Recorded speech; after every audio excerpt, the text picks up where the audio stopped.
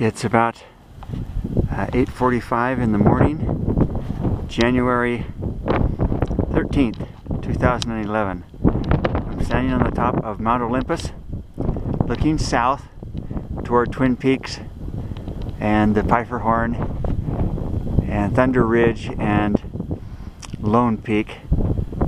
I'm going to pan around, begin to overlook Draper, south into Utah County, swinging southwest into the mountains, southern end of Kennecott Copper Mine, swinging continually north, looking down at the valley of Salt Lake City, seeing a little bit of pollution here. There's the Antelope Island, downtown Salt Lake. Here's the north summit of Mount Olympus.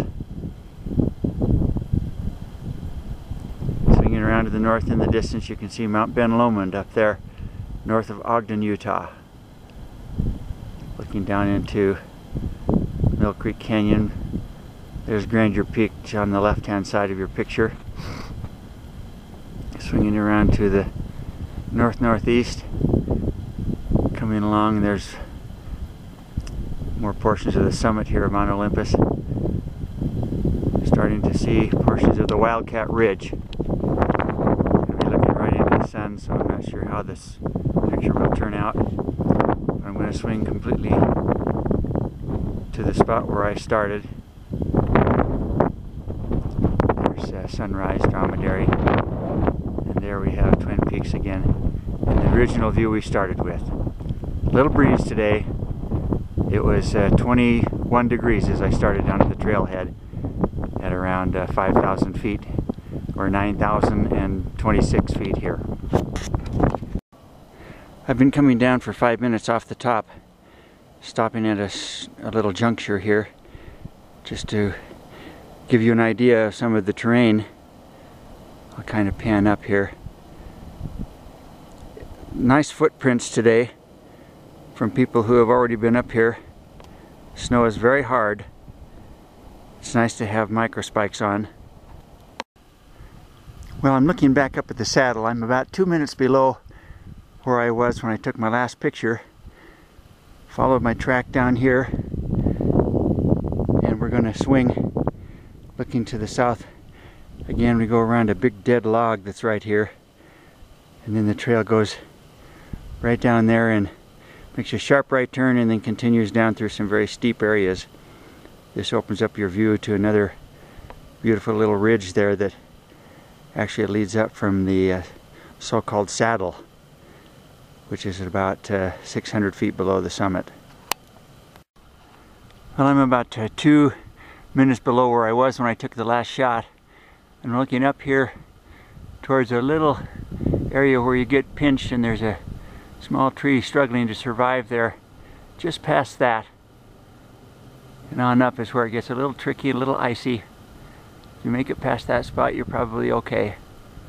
The rest leads up to the area I was just in a few minutes ago. If I swing down, and by the way, it's good to have this bare rock showing. It really helps to give you some extra points of balance. Here we are looking down at the trail that's below me. Swings around to the right, then angles left and goes over to a saddle, which is obscured by this large mound of snow on this big boulder right here below me. Well, I'm down here at the beginning of the rock scramble. It's about 200 yards north of the saddle, and maybe a climb of 75 feet, if that much. I usually stow my poles here like I did today. I got my ice axe out here today as I came up, and I'll just kind of pan around, give you an idea of what it looks like as you begin the trail, at least at this time of year. And it kind of angles to the left up there, and then goes out of sight. That is not the summit that you see in the top of this picture. The summit is hidden from view to the right and above that rather prominent outcropping that's just to the left side of the bow that's in the foreground of the picture. Well, I'm standing just maybe 25 yards below the saddle, looking at the root structure of a tree that was blown over in a serious windstorm a number of years ago. There were a lot of trees up here that met their end when that windstorm came, and I'm going to swing up just a little bit, pick up the gnarly looking west ridge of Mount Olympus, and then just go ahead and follow it up. Again, from here you cannot see the summit. That little bump up there is not the summit. The way to the summit is between those two higher bumps. There are 1, 2, 3 bumps, and between the second and third bump, counting left to right, is where the trail goes, and then on up to the summit. I swing over here just a little bit further, although it's obscured by the trees. The saddle is just right above me. As you can hear, there is no wind. Once I got down 200 feet below the summit, the wind went away. I'm 10 minutes below the saddle, taking a break to delayer. And I'm going to start panning up that west ridge again. You get a slightly different view from down lower here, and the fact of the matter is you still cannot see the summit. If you know exactly where to look, you can see portions of the scramble up there, but it's pretty hard from here. This direction right here, if I were to hike straight up, I would get to the so-called saddle 600 feet below the summit. Continue to pan over here, and right here there's a very tall dead tree. Its broken top is right there, and as you come back down you can see another tree right next to it.